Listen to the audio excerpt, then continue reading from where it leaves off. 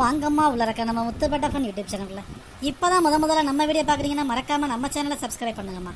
பக்கத்தில் ஒரு பெல்லு மாதிரி பட்டன் நிற்கிதுல, அதையும் அமுத்துங்கம்மா. அப்போ தாம்மா நம்ம போடுற வீடியோ உங்களுக்கு ரெகுலராக கிடைக்கும். வாங்கம்மா வீடியோக்குள்ளே போகலாம். வாங்கம்மா கமாண்ட் ஆஃப் த டேவை பார்க்கலாம். குட்டி முஸ்தபா ரசிகர் மன்றத்தில் உள்ள அனைவரும் ChatGPT அப்ளிகேஷனை அன்இன்ஸ்டால் செய்து விட்டோம் என்பதை பெருமையுடன் தெரிவித்துக் கொள்கிறோம். தலைவர் புகழ் ஓங்குக, குட்டி முஸ்தபா வாழ்க அப்படின்னு போட்டிருந்தீங்கம்மா. நிறையா பேர் நேற்று போட்டிருந்த வீடியோ வந்து ரொம்ப இன்ஃபர்மேஷன் நல்லா இருந்துச்சு மம்மி, நல்லா சொன்னீங்க, இந்த மாதிரி வீடியோ நிறையா போடுங்க அப்படின்னு சொல்லியிருந்தீங்க. மாமிக்கு அதுதாம்மா எனர்ஜியே. எனக்கு தெரிஞ்சதை நாங்கள் கற்றுக்கிட்டதை உங்களுக்கு சொல்ல போகிறோம் அப்படிங்கிறதுல மாமி ரொம்ப சந்தோஷப்படுறேன். நம்மளுடைய இந்த நேற்று ChatGPT பற்றி பேசுகிறது வந்து எல்லாரும் தான் அழிக்கணும், அன்இன்ஸ்டால் பண்ணணும், யூஸ் பண்ணவே கூடாது அப்படிங்கிறது நம்ம நோக்கம் இல்லை. அதுலேயும் இவ்வளோ பிரச்சனை இருக்குது அப்படிங்கிறத எடுத்து சொல்லணுங்கிறது தான் நம்ம மாமியோட நோக்கம். வாங்கம்மா வீடியோக்குள்ளே போகலாம். எதையுமே அளவாக யூஸ் பண்ணுங்கள், வளமாக வாழுங்க. நம்மளால் அந்த சின்ன நோட்டில் இந்த மாதிரி சின்ன படங்களுடைய வரைய முடியலையே. எப்படி இந்த படத்தை வரைஞ்சானோன்னு ஒன்றுமே புரியலையம்மா எனக்கு. என்னாடி உங்கள் மாமியார் நோட்டு புக்கையெல்லாம் வச்சு எழுதிக்கிட்டு உட்காந்துக்கிறா, யாருக்கும் தெரியாமல் ஊரை விட்டு ஒதுக்கு போகிறோமா? முதியோர் கல்வியில் இதெல்லாம் சேர்ந்துட்டாங்களா? முதியோர் கல்வியில் சேர்ந்தா என்னையும் கூட்டிக்கிட்டு தொலைய வேண்டியதானே? இவன் மட்டும் படித்து பெரிய ஆளாவலான்னு பார்க்குறாளோ? இதுக்கு மேலே நீங்கள்லாம் படித்து என்ன பண்ண போறியா? படிக்கிறதுக்கு வயசும் கிடையாது, காலமும் கிடையாது, எப்போ வேணாலும் படிக்கலாம். முதல்ல வாங்க அவ என்ன பண்ணுறாங்கன்னு போய் கேட்போம். என்ன எழுதிக்கிட்டு இருக்கிறா? மல்லிகை கடை லிஸ்டா? அடி ஜெயின்சாவடி எங்கே கிடந்துட்டு வர்றா? எழுதலடி, வரைஞ்சி பார்த்துக்கிட்டு இருக்கிறேன்டி. என்ன ஏதாவது ஓவிய போட்டி நடத்துகிறாங்களா? ஓவியமும் இல்லை ஒன்றும் இல்லை, அம்மா தான் உட்காந்து படம் வரைஞ்சிட்டு இருக்கிறேன். சும்மாயா உட்காந்து வேதனா மத்திர வரைகிறீங்க? உங்களுக்கு என்னடி தெரியும் சொல்கிறேன் கேளுங்கடி. நாஸ்கா லைன்ஸ்னு ஒன்று இருக்குது, அது கேள்விப்பட்டிக்கிறியாடி? நான் நாஸ்டா சாப்பிட்டியான்னு தான் கேள்விப்பட்டிக்கிறேன். இது என்ன நாஸ்டா லைன்ஸு? நாஸ்டா இல்லடி, நாஸ்கா கோடுகள். நம்மளே குழப்பிடுவா பிழைக்குமா அப்படிங்கிறது வட அமெரிக்காவில் உள்ள பெருன்ற ஒரு நாட்டில் இருக்குது. என்ன மூலமாக புது தகவல் சொல்ல போகிறா? அதாவது 2000 வருஷத்துக்கு முன்னாடி, 2000 இல்லை அதற்கு மேற்பட்ட வருஷத்துக்கு முன்னாடி வாழ்ந்த ஒரு மக்களை பற்றி தான் பார்க்க போகிறோம். நாஸ்கா டெசர்ட், நாஸ்கா பாலைவனங்கிற இடத்துல ஒரு மக்கள் வாழ்ந்துருக்காங்க. ஆனால் இப்போ அங்கே எந்த மக்களும் இல்லை. அவங்க வரைஞ்சி வச்ச ஓவியத்தை பற்றி தான் நம்ம இந்த வீடியோவில் பார்க்க போகிறோம். ஓவியமெல்லாம் ஒரு இதாக தான் எல்லா ஊர்லேயும் வரைகிறானுல. தேர்தல் வந்தால் செவத்துக்கு செவர வரைவாம முன்னாடி, இப்போ அதுவும் இல்லை. நீ நினைக்கிற மாதிரி அது சாதாரண ஓவியம் கிடையாது ஜெயின்ஸா. அந்த நாஸ்கா லைன்ஸுங்கிறது ஒரு ஃபுட்பால் கிரவுண்ட் அளவுக்கு ஒரு ஓவியத்தை வரைஞ்சிருப்பாங்க. அதை எப்படி வரைஞ்சாங்க, யார் வரைஞ்சாங்கிறது இன்ன வரைக்கும் புரியாத புதுவாகவே இருக்குது. நீ பார்க்குற இந்த ஒரு டிராயிங்கு, இது வந்து சும்மா பேனாவிலே பென்சிலே வரைஞ்சது கிடையாது. வேற என்னத்தலமா வரைஞ்சாக? பாலைவனத்தில் மேலே உள்ள மண் உலையெல்லாம் தள்ளி விட்டுட்டு பார்த்தா கீழே பாறை இருந்துச்சான். அந்த பாறையை நோண்டி இந்த ஓவியம் வரைஞ்சிருக்காங்க. அந்த பாறைக்கு கீழே உள்ள மண்ணு தான் அந்த டிராயிங் மாதிரி தெரிகிறது. அந்த பாறையை நோண்டி நோண்டி நோண்டி நோண்டி இந்த ஓவியம் செஞ்சுருக்காங்க. அதெல்லாம் ஒரு பெரிய விஷயம் இல்லை. இந்த ஓவியத்தோட நீள அகலம் பார்த்தீங்கன்னா, இந்த ஓவியத்தோட அகலம் பல கிலோமீட்டர், அதாவது ஒரு 3 கிலோமீட்டர் 4 கிலோமீட்டருக்கு வந்து இந்த ஓவியத்தோட நீளமும், ஒரு 1 கிலோமீட்டர் 1/2 கிலோமீட்டருக்கு இந்த ஓவியத்தோட அகலமும் இருக்குதுன்னு சொல்கிறாங்க ஆராய்ச்சியாளர்கள். அது எப்படி மாமி இவ்வளோ அழகான ஓவியத்தை 1 கிலோமீட்டருக்கு வரைய இயலும்? இந்த ஃபோட்டோவில் இருக்குது பாரு படம். குரங்கு, சிலந்தி, ஹம்மிங் பேர்டு, திமிங்கிலம் மற்றும் நேரான கோடு, ஜியாமெட்ரிக் வடிவம். ஜியாமெட்ரிக் வடிவம்னா என்ன? முக்கோணம், சதுரம், செவ்வகம்.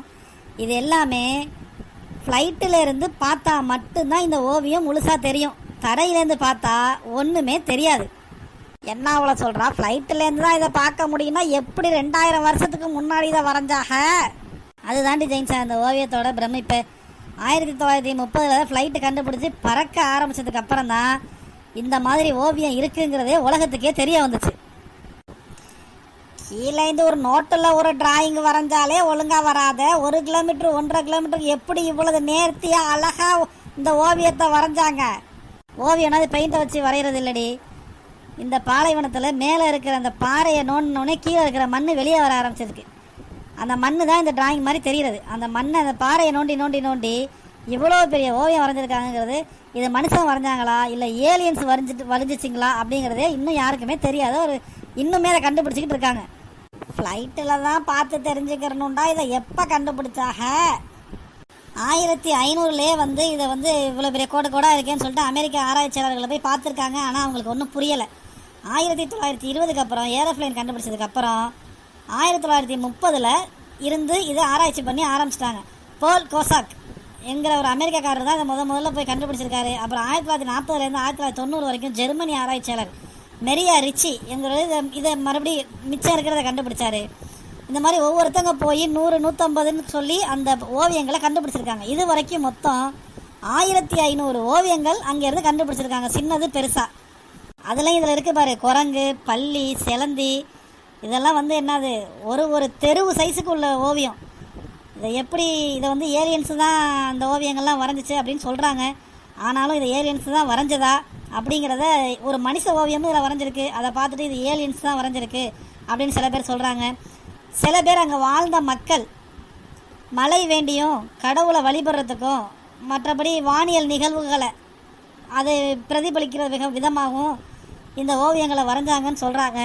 ஆனால் இது மனிதர்களால் எந்த ஒரு இன்ஸ்ட்ருமெண்ட்டும் இல்லாமல் இதை எப்படி இவ்வளோ நேர்த்தியாக இந்த ஓவியத்தை வரைஞ்சாங்கங்கிறத ஒரு பெரிய ஆச்சரியமான விஷயந்தான். அதே சமயம் இதை ஏலியன்ஸு தான் வரைஞ்சது அப்படிங்கிறதுக்கும் எந்த விதமான ஒரு ஆதாரமும் இல்லை. சில ஆராய்ச்சியாளர்கள் சொல்கிறாங்க இது ஏலியன்ஸ் மேலேருந்து கீழே இறங்கி வர்றதுக்கு அவங்களுக்கு தெரியறதுக்காக தான் இவ்வளோ பெருசாக வரைஞ்சிருக்காங்க. அந்த ஏலியன்ஸ் வர வைக்கிறதுக்கு அந்த ஏலியன்ஸ் வந்து இந்த கிராமத்தில் உள்ளவங்களுக்கு உதவி பண்ணியிருக்கு அப்படின்னு சொல்கிறாங்க. அதை விட பெரிய கொடுமை என்னென்னா, இந்த ஓவியங்கள் 2000 வருஷமாக எந்த விதமான பாதுகாப்பும் இல்லாமல் அழியாமல் இருக்குது. அதுக்கு காரணம் அங்கே பெரிய மழையோ காற்றோ அதிகமாக கிடையாது. எங்கே? அந்த நாஸ்கா டெசர்ட்டில். இந்த நாஸ்கா எங்கே இருக்குது? பெருவில் இருக்குது. பெரு எங்கே இருக்குது? நார்த் அமெரிக்காவில் இருக்குது. மரம் செடி கொடின்லாம் ஒன்றும் முளைக்கலையாங்க. அங்கே பாலைவனமாக இருக்கிறதுனால எதுவுமே மழையெல்லாம் இது வரைக்கும் இல்லடி. அதனால தான் அங்கே வாழ்ந்த மக்கள் அழிஞ்சு போயிருக்காங்க, மழை தண்ணி இல்லாமல் தான். மழை தண்ணி வேண்டி தான் இந்த ஓவியங்களை வரைஞ்சாங்கன்னு ஒரு ஆராய்ச்சியாளர்கள் சொல்கிறாங்க. ஆனால் இது மனிதர்கள் வரைகிறதுக்கு சாத்தியமே இல்லை இப்படியாப்பட்ட ஓவியங்களை அப்படின்னு சொல்கிறாங்க. எகிப்தில் இருக்க பிரமிடு அதை எப்படி மனிதர்களால் கட்ட முடியாதோ அதே மாதிரி இந்த மாதிரி ஓவியங்களை மனிதர்களால் வரைய முடியாது. எகிப்தில் உள்ள பிரமிடும் ஏலியன்ஸ் தான் கட்டினாங்க அப்படின்ற ஒரு வாதம் இருக்குது. ஆனால் இப்போ ஆராய்ச்சியாளர்கள் என்ன சொல்கிறாங்கன்னா, எகிப்தில் உள்ள பிரமிடை வந்து ஒரு கல் 2 டன்னு, எப்படி 2000 கிலோ உள்ளதை மேலே இவ்வளோ உச்சிக்கு எடுத்துகிட்டு போனாங்க அப்படிங்கிறது வந்து ஒரு சாய்வு அமைப்பு மாதிரி உள்ள சாய்தளம் ஏற்படுத்தி அதில் கொண்டுகிட்டு போனாங்க அப்படின்னு சொல்கிறாங்க. அந்த பிரமிட்ஸை பற்றி நம்ம அடுத்த வீடியோஸை ஃபுல் டீட்டெயில்ஸாக சொல்கிறேன். ஆனால் இந்த நாஸ்கா லைன்ஸை மனிதர்கள் வரைய வாய்ப்பே இல்லை. கீழே இருந்து மட்டும் பார்த்து இதை இவ்வளோ நேர்த்தியாக வரைய முடியாது. வானத்திலேருந்தோ இல்லை ஒரு குறிப்பிட்ட அடி தூரம் மேலே போயோ பார்த்தா தான் இந்த ஓவியத்தோட நேர்த்தி தெரியும். இதை எப்படி வரைஞ்சாங்க அப்படிங்கிறது தெரில அப்படின்னு இன்னமுமே ஆராய்ச்சியாளர்கள் இன்னும் ஆராய்ச்சி பண்ணிக்கிட்டே இருக்காங்க. மேலும் இப்போ 2022 கூட ஒரு 100 ஓவியங்கள் அங்கேருந்து கண்டுபிடிச்சிருக்காங்க அந்த பாலைவனத்திலேருந்து. மாமி இப்போ அங்கே மனுஷர்லாம் போனாக்க வீணாக்கிடுவாங்களே, நம்மளாம் போகலாமா? எப்படி விடுவாங்க? யுனெஸ்கோ வந்து இந்த இடத்த வந்து பாதுகாப்பான இடமா அறிவிச்சு அதுக்கான அதை பராமரிக்கிற வேலையை வந்து யுனெஸ்கோ செய்யுது. யுனெஸ்கோனா அவங்களுக்குலாம் தெரியும் தானே, உலகத்தில் எங்கேயெல்லாம் அந்த புராதான சின்னங்கள்லாம் இருக்கோ அந்த இடத்தையெல்லாம் அவங்க கைப்பற்றி அதை பாதுகாப்பாங்க, அதுக்கு செலவு பண்ணுவாங்க. அதுலேருந்து வர வருமானத்தில் பாதி அந்த நாட்டுக்கும் அந்த யுனெஸ்கோ அமைப்பும் எடுத்துக்கிறோம். இப்போ இந்த பெரு கவர்மெண்ட் என்ன பண்ணியிருக்கு அப்படின்னா, ஃப்ளைட்டில் அந்த சின்னதாக ஒரு ஹெலிகாப்டர் மாதிரி தெரியுதுல்ல, இந்த மாதிரி ஹெலிகாப்டர் ஏற்பாடு பண்ணி அந்த நாஸ்கா லைன்ஸை மேலேருந்து பார்க்குற மாதிரி ஒரு சுற்றுலாத்தலமாக அறிவிச்சிருக்காங்க. இது ரொம்ப நாளாகவே இருக்குது. 2000 வருஷமாக இது அழியாமல் அப்படியே இருக்கிறதுங்கிறது ஒரு பெரிய ஆச்சரியமான ஒரு விஷயந்தான். தரையில் வரைஞ்ச ஒரு சின்ன ஓவியங்கள். இப்போ அந்த பெருநாட்டுக்கு போனோம் அப்படின்னா இந்த நாஸ்கா லைன்ஸை வந்து நம்ம ஃப்ளைட்டில் இருந்தோ சின்ன ஹெலிகாப்டர் மாதிரி விட்றாங்க, அதுலேருந்து நம்ம பார்த்து ரசிக்கலாம். அந்த இடம் எப்படி இருக்குன்னா, சின்ன மலையும் பாலைவனமும் சேர்ந்த மாதிரி இருக்கும். பாலைவனம்னா ஃபுல்லாக மணலாக இருக்காது, ஒரு பக்கம் மணல் ஒரு பக்கம் மலை, அந்த மாதிரி ஒரு மாதிரியான இடம் தான் அது. நம்ம ஃப்ளைட்லேருந்து பார்த்தோம் அப்படின்னா நம்ம கீழே ஒரு டிராயிங் தெரியுது பாருங்கள், அந்த மாதிரி தான் டிராயிங் தெரியும். அதே நம்ம கீழே நின்று பார்த்தோன்னா ஒன்றுமே நமக்கு தெரியாது, சும்மா ஒரு கோடு இருக்கிற மாதிரி தான் தெரியும். இது என்ன உள்ள ஏலிய பீன்ஸ் பட மாட்டாங்குது. ஆமாடி ஜெயின்ஸ், அங்கே இருக்கிற ஓவியத்தில் இதுவும் ஒரு ஓவியம். இதோட நீள அகலம் பார்த்தா அப்படின்னா இது 1 கிலோமீட்டர் நீளத்துக்கு இருக்கான், ஒரு 1/2 கிலோமீட்டர் அகலத்துக்கு இருக்கான் அந்த படம். இதெல்லாம் எப்படி வரைஞ்சிச்சு, யார் வரைஞ்சாங்கன்னு தெரியல. இந்த படத்தையெல்லாம் பார்த்துட்டு தான் இது வந்து ஏலியன்ஸ் தான் இதெல்லாம் வரைஞ்சிருக்கும், அவங்க உருவத்தை வந்து அவங்க வரைஞ்சிட்டு வச்சுட்டு போயிருக்காங்க அப்படின்ற மாதிரி சொல்கிறாங்க. இது வரைக்கும் ஏலியன்ஸ் பூமிக்கு வந்ததுக்கான எந்த விதமான ஒரு அறிவியல் ஆதாரமும் இல்லை. ஆனாலும் இதை மனிதர்களால் செய்ய முடியுமா அப்படிங்கிற கேள்வி அந்த அமைப்பை அந்த வீடியோஸ் எல்லாம் பார்த்ததுக்கப்புறம் ரொம்ப பிரமிப்பாக இருக்குது.